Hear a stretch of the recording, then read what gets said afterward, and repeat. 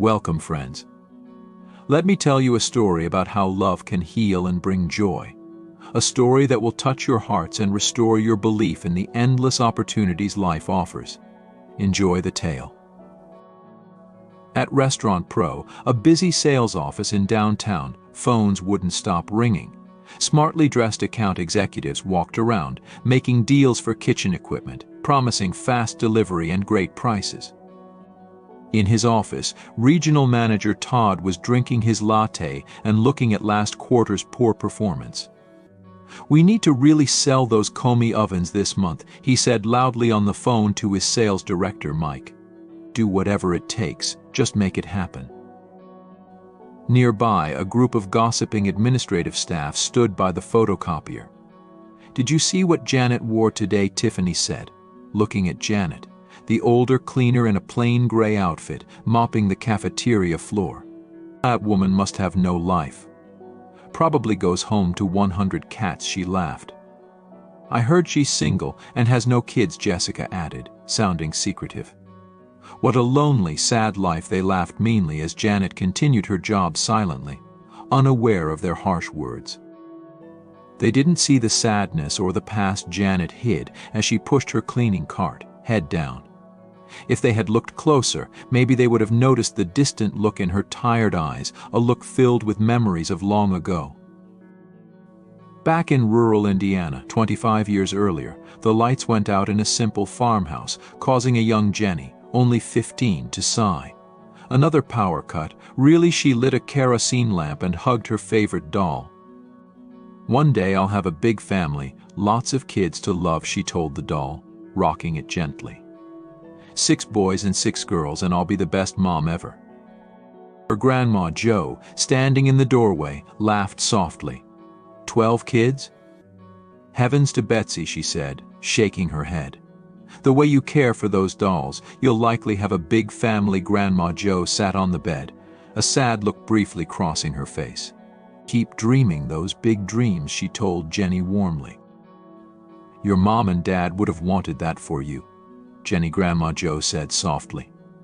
"Don't let anyone tell you otherwise." Jenny nodded, remembering the car accident that took her parents 5 years earlier. At least she had Grandma Jo, their connection unbreakable, until one day, a decade later, she found herself completely alone. The bus ride to the city was the longest of Janet's life. At 24, she had just buried her last remaining family member and was facing an uncertain future with nothing more than some cleaning skills and her grandmother's pearl necklace. The sleep-tight motel wasn't much, but the maid wanted sign in the window seemed like a miracle. "You can start today," the burly manager said, handing her a set of keys and a scratchy uniform. "Rooms 201 to 225. Checkouts at 11, so have them done by then." Janet worked hard, scrubbing toilets and changing sheets. It was tough, but she found some comfort in making each room clean. On her lunch break, she ate a bologna sandwich in the break room while watching soaps on an old TV. "Well, hello there," a smooth voice said. Janet looked up to see a handsome man smiling at her. "I'm Mike, a sales rep here for the big restaurant expo," he introduced himself. Janet blushed and awkwardly said hello, unaccustomed to attention from men. Mike chuckled, pulled up a chair, and started chatting. 2 months later, Janet stared in disbelief at the 2 pink lines on the pregnancy test, her hands trembling.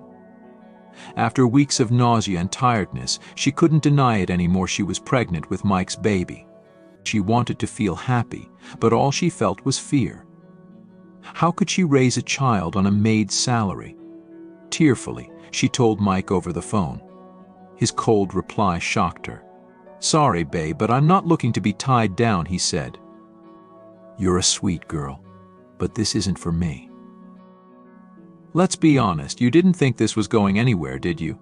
Do what you need to do, but leave me out of it," Mike said coldly before hanging up. The sound of the phone click and the following dial tone was heart-wrenching. Alone and feeling desperate, Janet threw herself into her work, pushing herself hard to provide for her unborn child, until one morning she woke up in extreme pain, the sheets beneath her soaked in blood. At the emergency room, the doctor's words were a blur miscarriage. There was nothing you could have done. It's just nature's way heartbroken. Janet promised herself never to be that vulnerable again. She dedicated all her energy to her job, barely noticing as the years passed, but some wounds never fully heal. 5 years later, Janet straightened her blouse and took a deep breath before knocking on the door marked Human Resources. A new job at a successful company could be the fresh start she needed. Janet, come in, called Evelyn, the impeccably groomed HR manager. Evelyn looked Janet over with a slight curl of her lip. I must say, your resume was rather sparse, but the custodial manager insisted we give you a chance. Janet kept her voice steady. I can assure you, I'm a very hard worker. I'll do whatever it takes to keep things clean and orderly. We'll see about that, Evelyn said dismissively. Here's your ID badge and uniform. I assume you can find the supply closet yourself. That will be all. As Janet stepped out into the hallway, she overheard Evelyn snickering on the phone. I know, right? I can't believe the trash they're hiring these days. Did you see that hideous haircut? Janet's cheeks burned with humiliation as she pushed her cleaning cart towards the executive offices, her heart heavy. It seemed no matter how hard she tried, she would always be looked down upon. But at least she had Samantha. Dear sweet Sam, the only friend she had made in this cold, sterile place. The sassy 50-something receptionist always saved Janet a treat from the break room and asked about her day. For a few minutes each day, Janet could almost forget her loneliness. Those talks made the long days bearable. Then one morning, Evelyn pulled Janet aside with a somber expression. I have some bad news, she said, without a hint of sympathy. Samantha passed away from a heart attack last night. Her family is making arrangements now. Janet's knees buckled as sobs tore from her throat. It couldn't be true.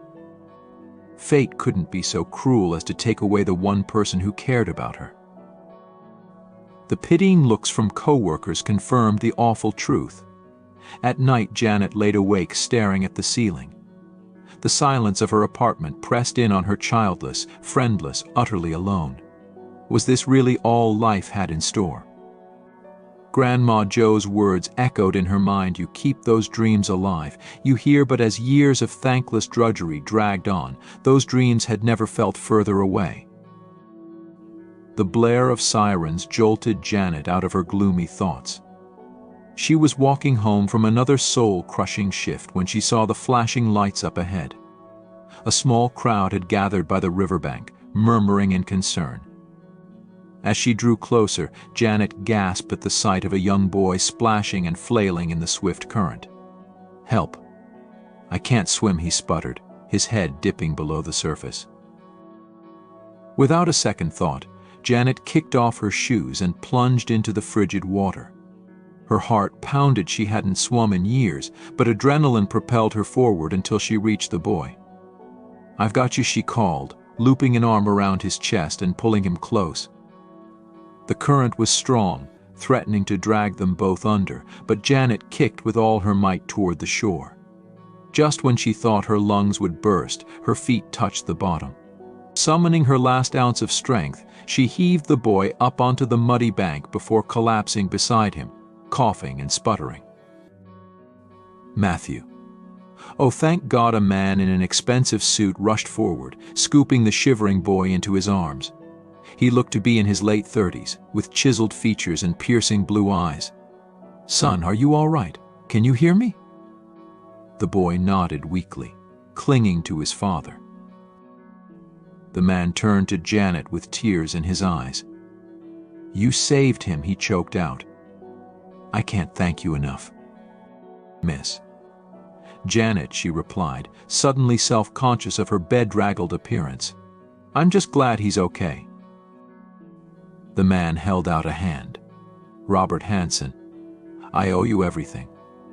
Please let me give you a ride home. It's the least I can do. As Robert helped Janet into his sleek Tesla, she couldn't help but feel a flicker of hope.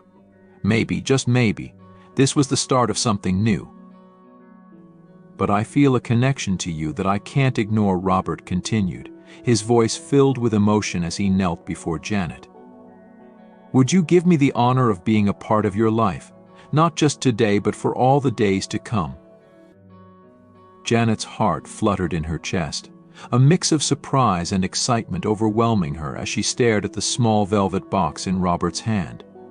Her life, once filled with loneliness and hardship, now seemed to be turning a corner towards something beautiful and unexpected.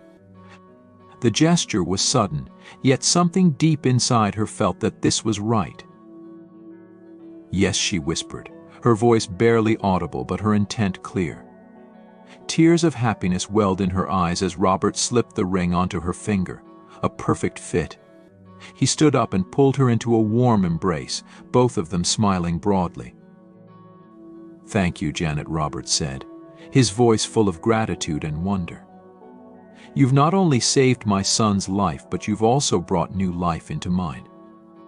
As they stepped out of the office hand in hand, Janet felt the weight of many long, difficult years begin to lift. The workplace that had once been a scene of drudgery and disdain now held the promise of new beginnings and a brighter future. With Robert by her side, leading with kindness and respect, Janet felt hopeful for the first time in a very long time.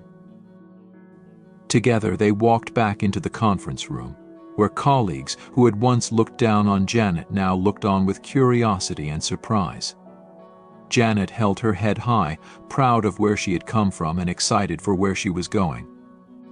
As Robert introduced her as his fiancée and outlined the positive changes coming to the company, Janet knew that her life was about to change forever, and she was ready to embrace whatever came next with an open heart.